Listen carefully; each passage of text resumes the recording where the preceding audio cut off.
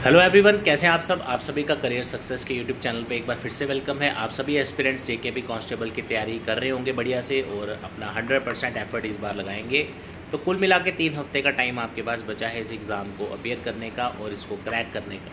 तो आप सबके लिए इस वीडियो में आज हम डिस्कस करेंगे कि क्या क्या चीज़ें आप ध्यान रखें, खासकर आप में से जो फर्स्ट टाइम एस्पिरेंट्स है।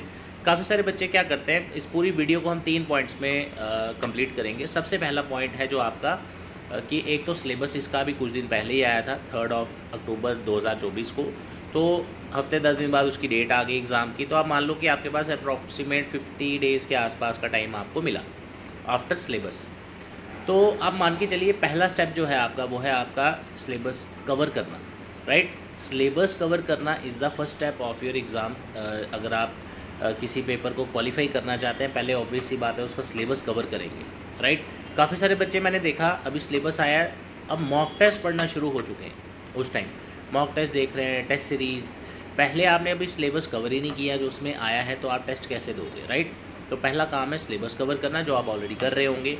हाँ, हो सकता है आपको लगे कि सिलेबस लेंथी है, बट बिल्कुल सही है, सिलेबस थोड़ा लेंथी है, बट अगर आप सिलेबस को डिवाइड करेंगे छोटे छोटे हिस्सों में तो आप इजीली उसको कवर कर लेंगे, राइट। तो पहला पॉइंट है आप सिलेबस बढ़िया से कवर कर लीजिए, पूरा सिलेबस।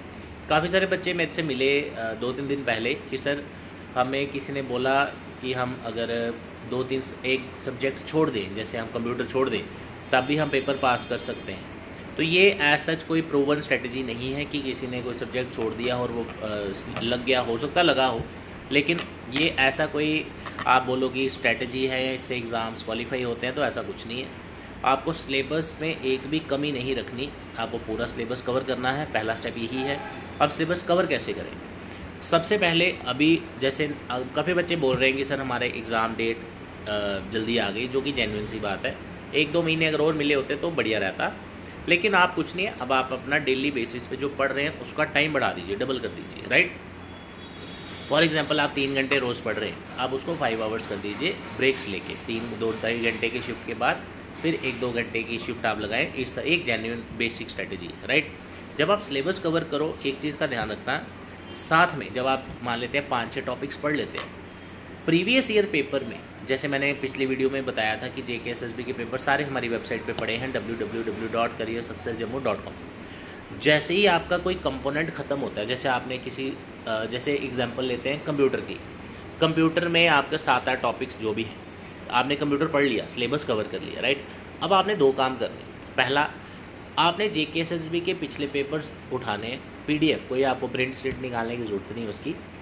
PDF में देखो, कंप्यूटर सेक्शन ओपन करो 2-3 पेपर्स की, उसमें देखो कि जो वहाँ पे क्वेश्चन आए हैं कंप्यूटर सेक्शन के, और मान लेते हैं किसी एग्ज़ाम में 20 क्वेश्चन आए हैं कंप्यूटर के, उस 20 में से आप कितने निकाल पाए? जैसे 20 में से आप निकाल पाए मान लो 15 क्वेश्चन। अब जो 5 आपसे नहीं निकले, अब आप ये चेक करो कि क्या आपने वो टॉपिक कवर किया था। यानी टॉपिक का मतलब, जैसे फॉर एग्जांपल एक टॉपिक है सॉफ्टवेयर कंप्यूटर में, आपने डेफिनेशन पढ़ी, एग्जांपल्स पढ़ी, लटर बटन सब पढ़ा, उसके अंदर टाइप से क्वेश्चन कई बार आता है, जैसे सिस्टम सॉफ्टवेयर किसको बोलते हैं, एप्लीकेशन सॉफ्टवेयर किसको। हो सकता है आपसे एप्लीकेशन सॉफ्टवेयर का क्वेश्चन ना निकले, तो आपने क्या करना है, जिस कॉन्सेप्ट से, जिस टॉपिक से क्वेश्चन आ रहे हैं वो आपने कवर करना है।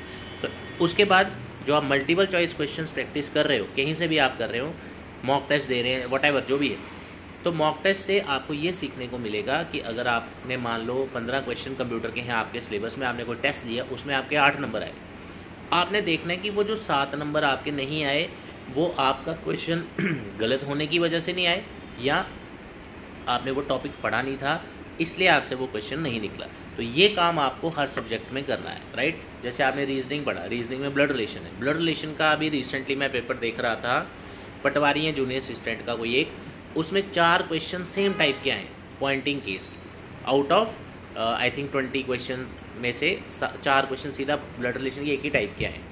तो कहने का मतलब, उससे आपको ये पता चल जाता है कि जो टाइप का पेपर में क्वेश्चन JKSSB डालता है उसी टॉपिक का पिछले पेपर में क्या आपने वो कवर किया है या नहीं है। ये है पहला स्टेप।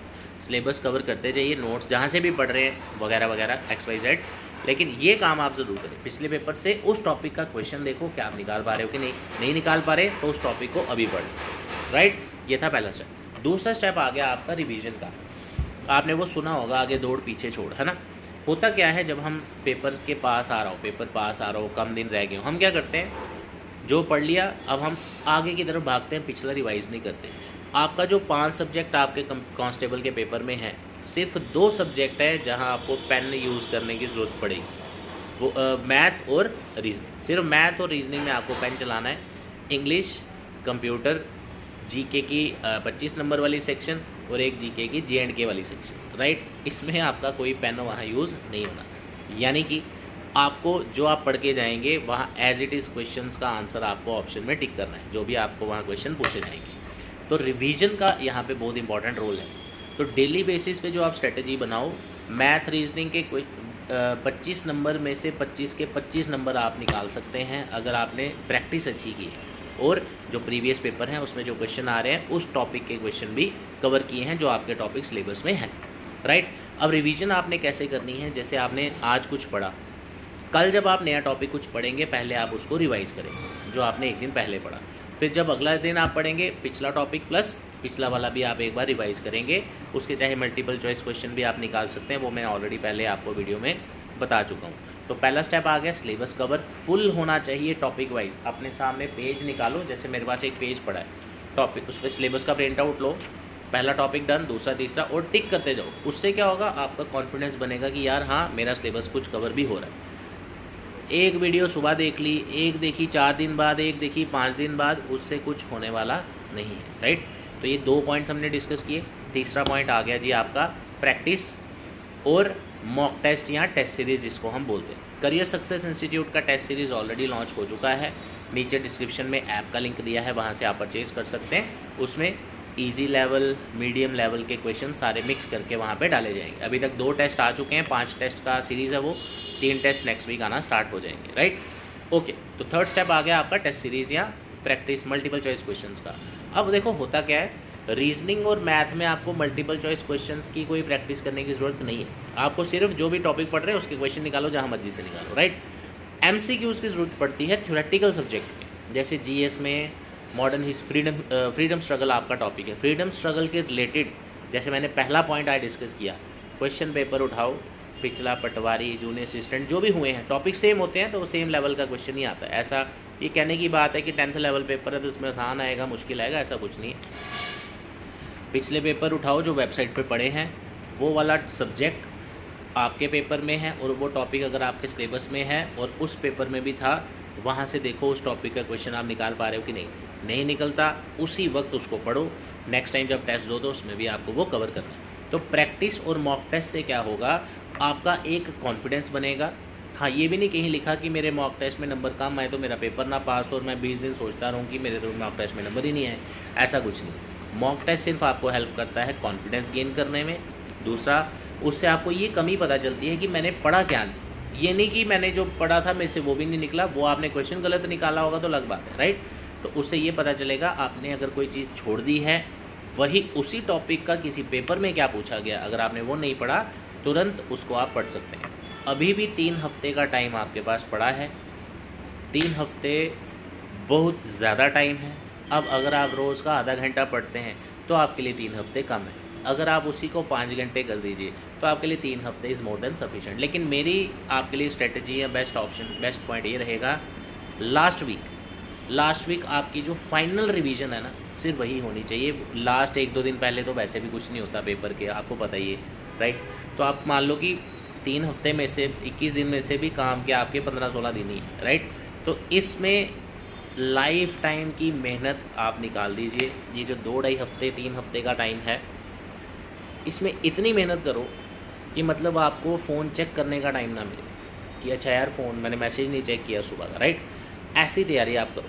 इतना टाइम इस ये 20-22-21 दिन का जो भी टाइम बचा है, इसका ऐसा यूटिलाइजेशन करो कि पेपर देने के बाद आपको पता चले कि हाँ, ये जो 20 दिन थे इसमें मैंने अपनी लाइफ में इतनी मेहनत नहीं की होगी जितनी मैंने आज की है।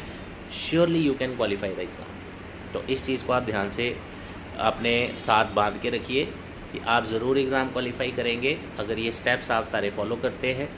प्लस अगर आपने सिंसियर एफर्ट किए हैं, रेगुलरली आप प्रिपरेशन कर रहे हो, नोट्स वगैरह बनाए हैं आपने, सब आप याद भी कर रहे हो, रिफ्रेश भी कर रहे हो, अभी भी टाइम है, अभी भी आपके पास टाइम है। तो बढ़िया से तैयारी करिए, कमेंट सेक्शन में ज़रूर बताइए कैसी चल रही है आपकी तैयारी।